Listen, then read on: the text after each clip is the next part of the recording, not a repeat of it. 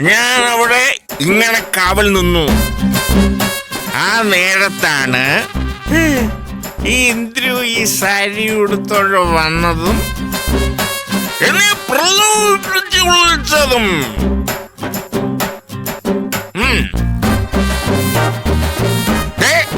ആന്റിയുടെ മോളാണ് എല്ലാ കുഴപ്പത്തിനും കാരണം. നീ നീ നീ നീ അടി. ഈ പെൺകുട്ടികളെ പ്രസവിച്ച മാത്രം പോരാ, വളർത്തുമ്പോ മര്യാദക്ക് അടക്ക ഒതുക്കുമായിട്ട് വളർത്തണം. എഴുപോലെ ദുർബലനായ ആണുങ്ങളെ പ്രലോഭിപ്പിച്ച് മോഹിപ്പിക്കാൻ പാടുണ്ടോ? പാടുണ്ടോന്ന് പറയാൻ. അയ്യോ,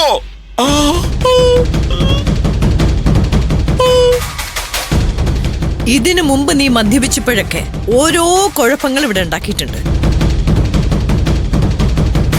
ഇപ്പോഴും അത് തന്നെ സംഭവിച്ചു.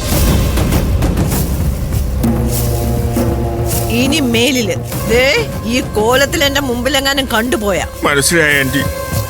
ഇനി ഇങ്ങനെ കാണിച്ച ഈ വീട്ടിൽ നിന്നല്ല ഓഫീസിൽ നിന്ന് എന്നെ പുറത്താക്കുമെന്നല്ലേ?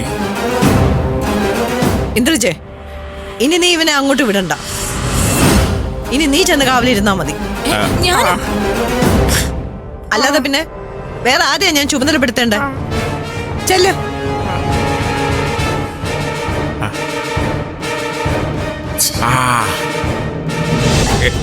എന്തായാലും ഇന്ദ്രജെ, ഇത് റോങ് ആണേ.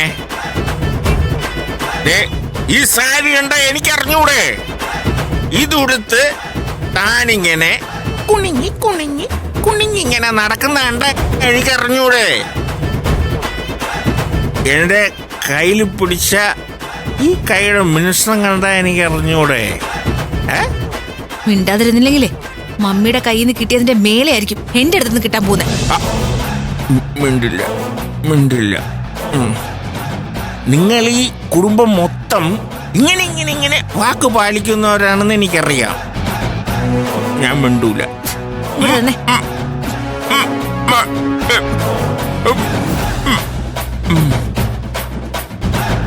ഈ സാരി ഞാൻ കഴുകാനിട്ടിരുന്നതാ. അത് ഉടുത്തൊരാൾ നിങ്ങളുടെ മുമ്പിൽ വന്നു.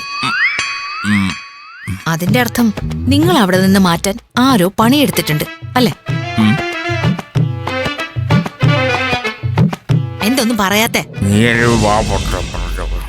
തുറന്നു പറ. എനിക്കറിയില്ല ഇന്ദ്രജെ. ഈ വീട്ടിൽ കുട്ടിജാത്തന്റെ ശല്യം ഉണ്ടെന്നാണ് എനിക്ക് തോന്നുന്നത്. നാഗിനിയും കുട്ടൂസിനെയും കൊണ്ടുവന്ന് ഹോമം നടത്തണം.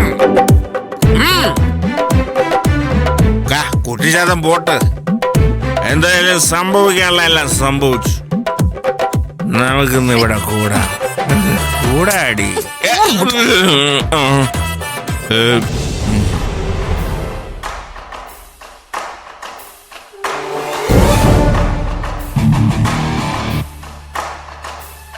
ഇതാരാ ചെയ്തെന്ന് അറിഞ്ഞേ പറ്റൂ.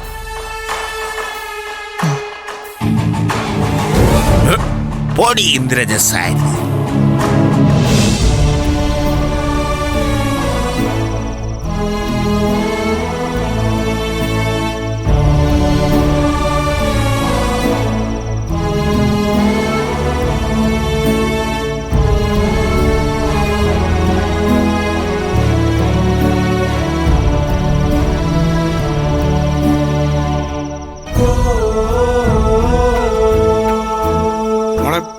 ഇതിൽ കൂടുതൽ നമ്മൾ എന്ത് ചെയ്യാനാ?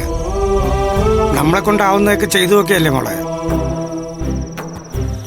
ഇനിയിപ്പം വിജയ് സാറിന് പാൽ കൊടുക്കാൻ ശ്രമിച്ചതൊക്കെ അയാൾ വിളിച്ച് പറയില്ലേ മോളെ? അത് കഴിയുമ്പോൾ എന്താ ശിക്ഷ, എവിടെയൊക്കെയാ പറഞ്ഞു വിടുക, ഒന്നും അറിയില്ല മോളെ. രാജേട്ടാ, ദൈവം ശപിച്ചവളെ മനുഷ്യർ നന്നാക്കാൻ ശ്രമിച്ച ദൈവം അവരെ ശിക്ഷിക്കും. എന്നെ സഹായിക്കാൻ രാജുവേട്ടൻ ശ്രമിച്ച അത് തന്നെ ആയിരിക്കും ലഭിക്കുക. വിശ്വാസങ്ങൾ പോലും തോറ്റു പോവുക.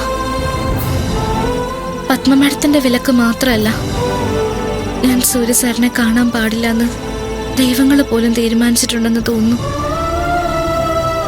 അങ്ങനെ എന്തെങ്കിലും കടുത്ത പാപം ഞാൻ ചെയ്തിട്ടുണ്ടാവും. മോളൊന്നും ഉണ്ടായിരുന്നേ. മോൾ എന്ത് പാവമാ ചെയ്തേ? ദുഷ്ടത്തരം കാണിച്ചവർക്ക് പോലും സുഖമില്ലാതെ കിടന്നപ്പോ അവർക്ക് കാവലിരുന്നാണോ ചെയ്ത പാപം? ഹോട്ടലിൽ ചെന്നിരുന്ന് ഭക്ഷണം ഓർഡർ ചെയ്യും പോലെ ഓരോരുത്തരെ ഇഷ്ടം അവര് വിളിച്ചു പറയുന്നു. ഒരു മുഷിച്ചിലും ഇല്ലാതെ അവർക്ക് അത് ഉണ്ടാക്കി കൊടുക്കുന്നു. അതാണോ പാപം? അതൊക്കെ ഒരു വേലക്കാരി ഉണ്ടാക്കി കൊടുക്കേണ്ടതല്ലേ രാജേട്ടാ? സൂര്യ സാറിന് എനിക്കിഷ്ടം. ഇപ്പോ എന്റെ ജീവനേക്കാളും ഇഷ്ടം.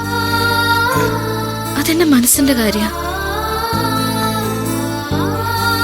ഇപ്പോ സൂര്യ സാറ് എന്റെ കുടുംബത്തിന് വേണ്ടി ചെയ്തെന്ന കാര്യങ്ങളൊന്ന് ആലോചിച്ച് നോക്കിയേ.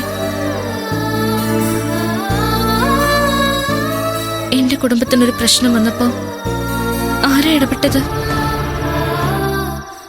ആരാ മുൻപിൽ ചെന്ന് നിന്നത്? നാട്ടും പുറത്ത് എന്റെ കുടുംബത്തിനൊരു പ്രശ്നം വന്നപ്പോ കൂടെ കൊണ്ടുവന്ന് നിർത്തിയതാരാ? എന്റെ അച്ഛനും മുത്തശ്ശിക്കും അനിയത്തിമാർക്കും സൂര്യ സാർ എന്ന് പറഞ്ഞ ജീവന. ആ ഇഷ്ടം നിർബന്ധമായിട്ടും പിടിച്ചു വാങ്ങിച്ചതൊന്നുമല്ല.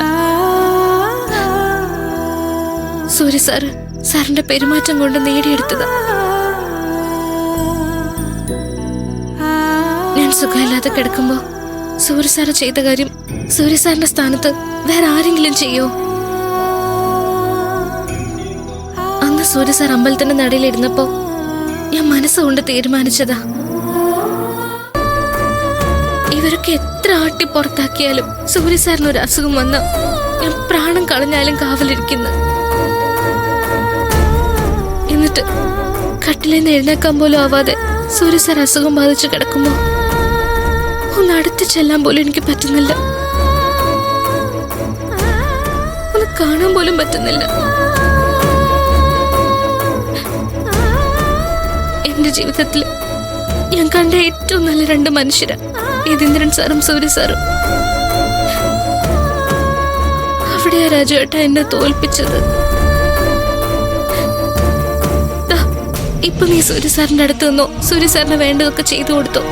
എന്നിട്ട് സൂര്യ സാറിന് സുഖമാകുമ്പോ ആരോടും പറയാതെ ഈ ലോകത്തിന്റെ ഏതെങ്കിലും ഒരു കോണിലേക്ക് ഒളിച്ചോടി പൊക്കോണെന്ന് പത്മമ്മയുടെ എന്നോട് പറഞ്ഞ ഞാനതിന് തയ്യാറാവില്ലേ? ഒന്നും ഉണ്ടായിരുന്ന മോളെ.